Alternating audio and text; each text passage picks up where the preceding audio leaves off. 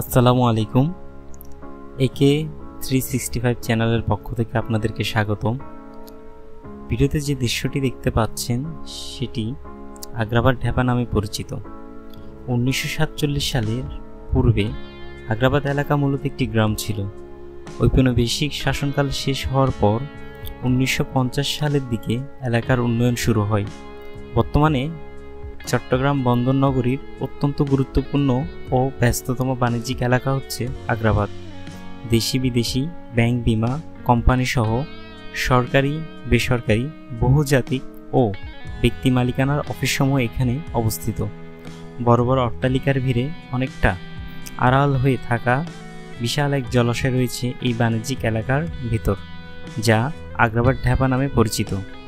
1908 সালে গোসলডাঙ্গা মৌজার জমি রেলওয়ের জন্য অধিগ্রহণ করা হয়। জানা যায়, চট্টগ্রাম রেলওয়ে স্টেশন থেকে বন্দর পর্যন্ত রেললাইন স্থাপনের সময় প্রয়োজন হয় লাখ লাখ টন মাটির। তৎকালীন আসাম বেঙ্গল রেলওয়ে এই মাটি সংগ্রহের জন্য এখানে খনন করে। তাতে বিশাল এক জলাশয় তৈরি হয়। এই জলাশয় থেকে পানি সরবরাহ করা হতো জাহাজে, রেল ইঞ্জিনে এবং আবাসিক এলাকাগুলোতে।